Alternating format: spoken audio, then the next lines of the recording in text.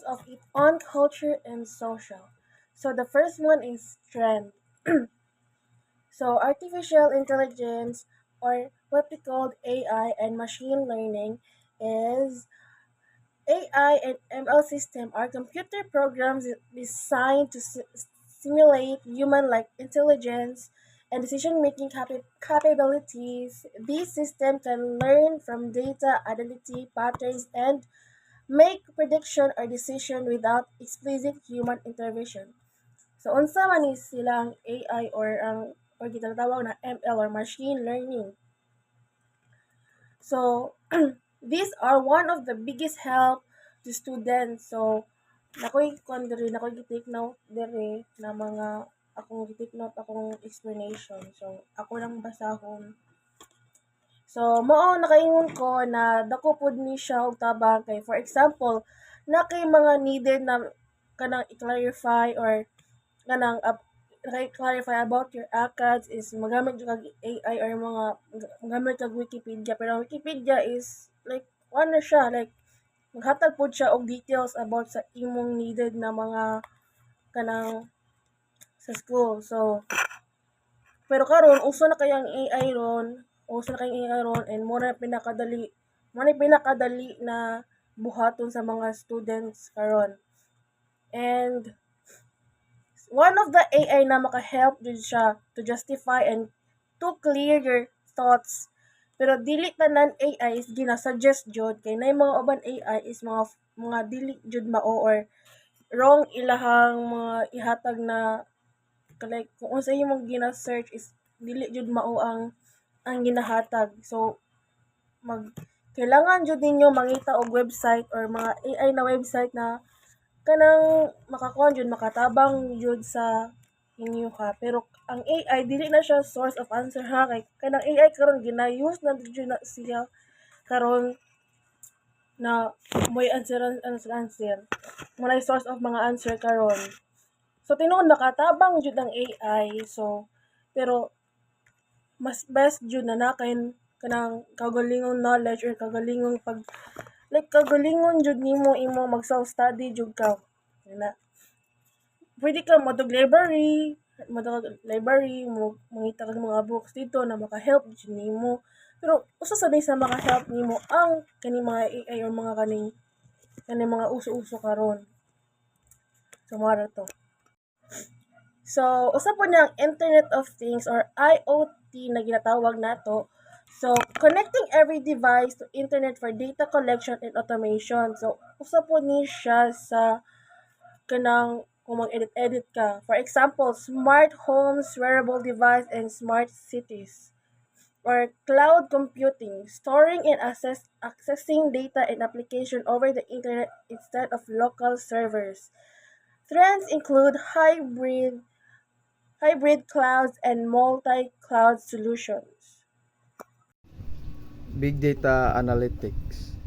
Managing and analyzing large volumes of data to make informed decisions includes data mining, real-time analytics, and predictive insights. It involves managing vast data sets through techniques like data mining, real-time analytics, and predictive modeling to drive informed decision. Data mining uncovers pattern via clustering, classification, and anomaly detection, while predictive analytics applies machine learning for forecasting outcomes like customer behavior or risk. In 2025, trends emphasize AI integration, continuous intelligence, edge computing, and natural language processing for faster, scalable insights. Cybersecurity and privacy. Growing need to protect data and systems from cyber threat. Cybersecurity and privacy focus on safeguarding data and system amid rising threats, with stricter global regulation like GDPR and EOAI Act covering over 80% of the population. Key protection includes data encryption at rest and in transit, multi-factor authentication, regular backups, and data masking to limit exposure.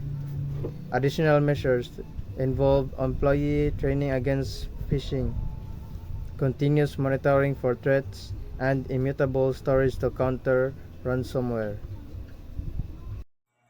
Social media and digital collaboration tools use platforms like Teams, Slack, and Zoom for communication and collaboration.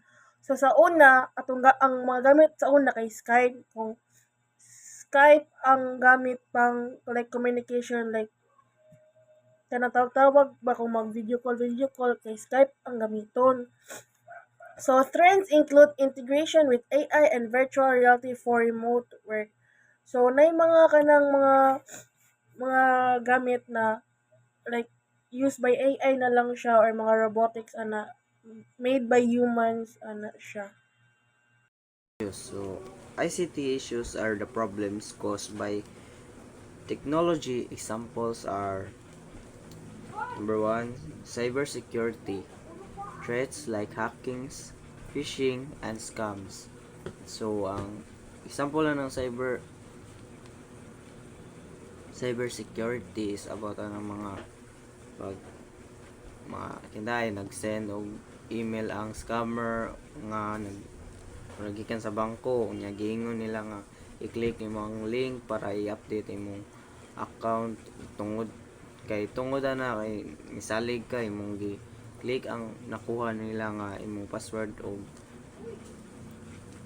so tungod ni salig daw ka kay ang imong mga personal nga password or accounts kay nakuha nila. So mao na ang cyber security. So privacy issues. So privacy issues when apps collect personal information. So ang example na is ang nag-install ka og selfie editing app nya wani mo na bantayan nga allowed di ay nimo nga maka-access sila sa imong mga kamera, photos, locations nga and phone contacts. So gi-store nila tanan nimong data o gamit sa advertising. So mao na ang privacy issues.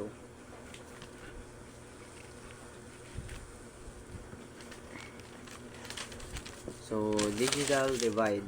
So digital divide where some students lack gadgets or internet access. So mao ni ang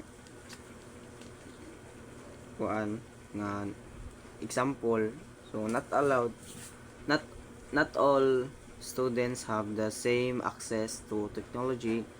Some have good gadgets and fast internet, so while others only have weak connections or no device at all. So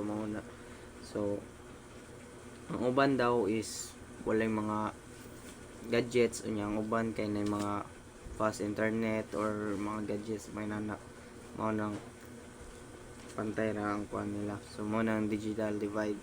So ang misinformation and fake news. So misinformation and fake news kay kuan daw mga false or made up information spread fast online. So mga kuan na nila mga made up nga kuan mga information nang himo-himo ra nila para ma-spread nila dito mga ng mga kuan. So people easily believe and share posts without checking if they are true. So ang uban daw is po kalit rag kuan kanon na uban nga dali raw diretso nga without nga mo research kung unsay inungdan na ng kuan nga nung kuan daw unya kung tinuod ba na or dili. So nay uban nga dili na mo check kunya tuon na lang sila sa unsay kuan sa tao. So plagiarism and online privacy.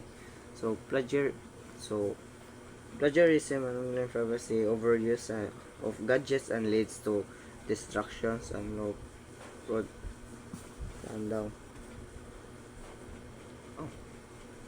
Ang kuan daw plagiarism or online is example na ng kuan.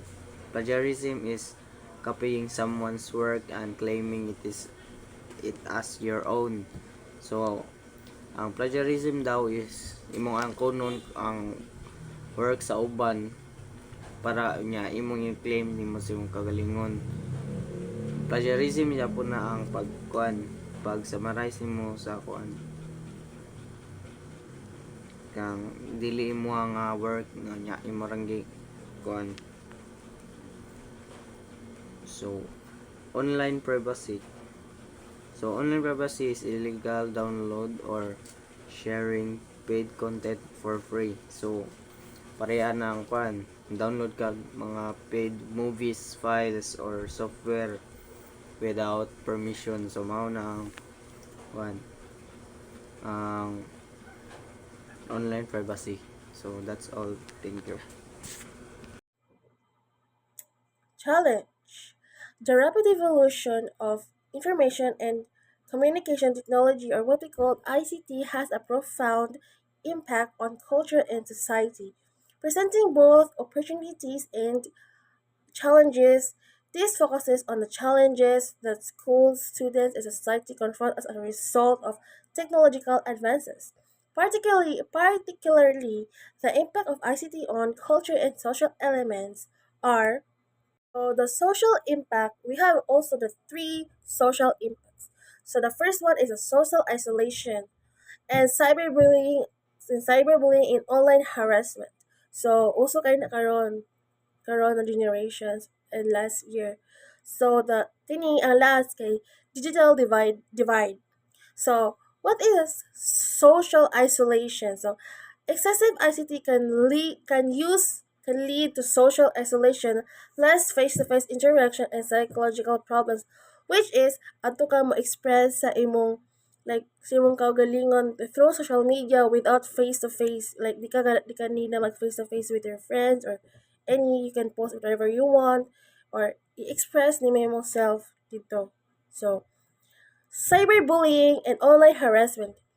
Information and communication technology has permitted new types of bullying and harassment, which has an impact on mental health. So tinuod na siya, guys. So tinuod jud kay na siya na very very kuan jud kayo kanang uso kay na karon sa karon na generation na ang mangbully online or mag-spread online na mga kanang mga bati, like fake informations, like mga sila mga uso kay na karon, labi na kanang mga influencers or many more with your friends, or sa mga issues like post lang yun sa Facebook kana mga toxic behavior na sila.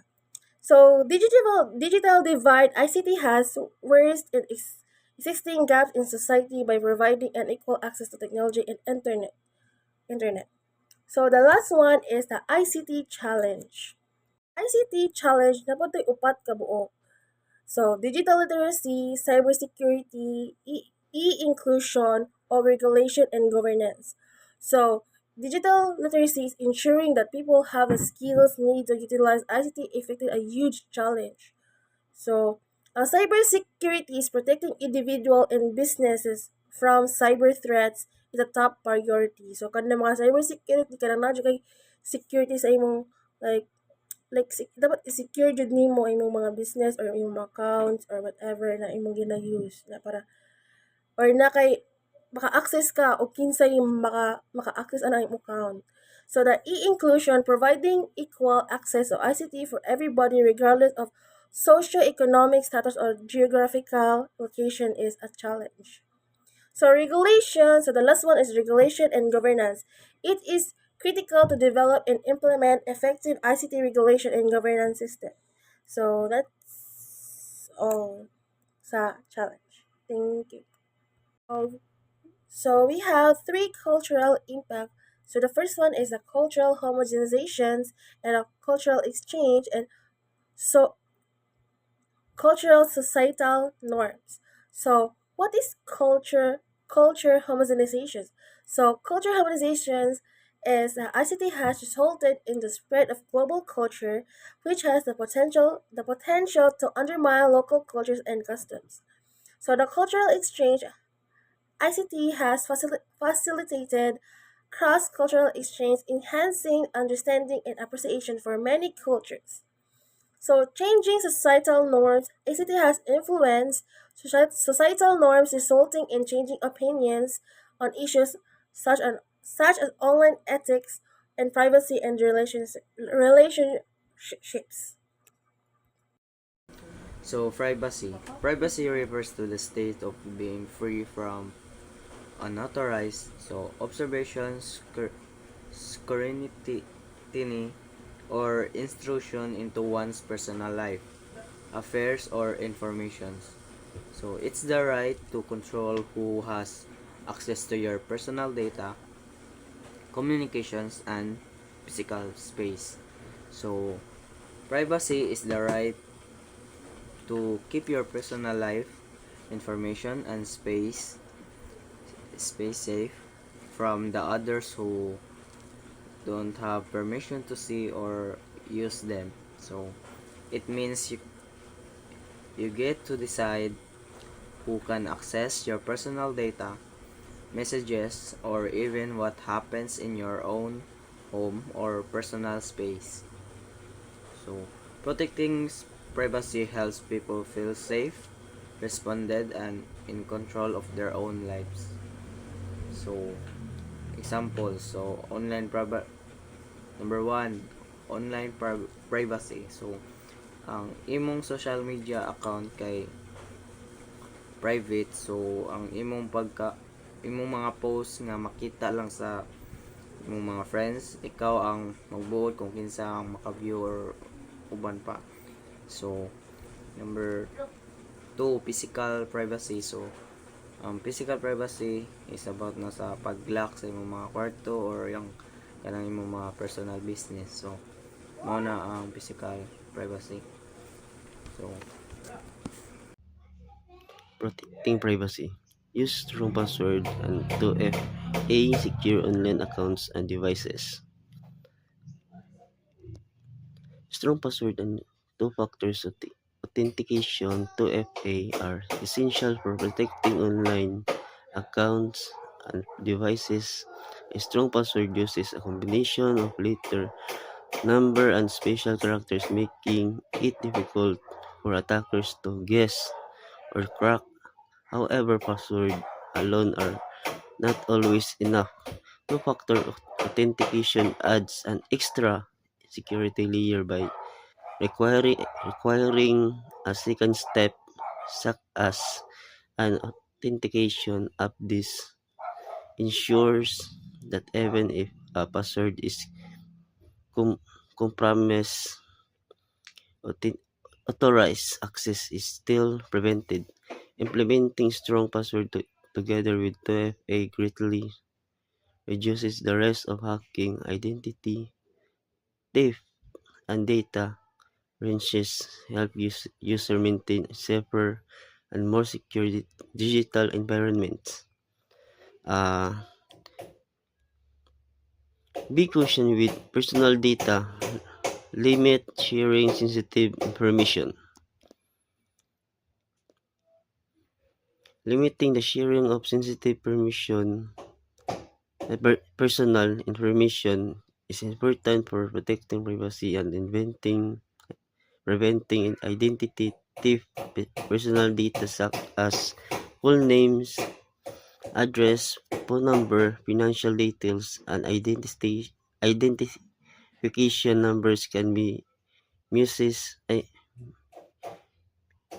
mis, ay, mi- mis, misused if exposed. Sharing too much information online, especially on social media, public platforms, or insure website, can increase the risk of fraud and authorized access. By carefully choosing what information to share and only providing details to trusted and secure sources, individuals can significantly reduce security risk. Practicing caution with personal data helps maintain safety, privacy, and control over one's digital identity. Number 3. Review privacy policies. Understand how organized handle your data. Mm, Reviewing privacy policies is an important step in understanding how organize, collect, use, and protect your personal data. These policies explain what information is gathered, why it is needed, and whether it is shared with third parties.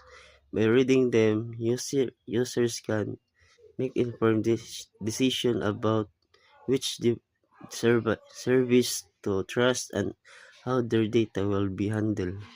Understanding privacy policies also helps identify potential risks such as data tracking or unnecessary data collection. This awareness allows individuals to adjust their setting limit permission or choose alternative service regularly.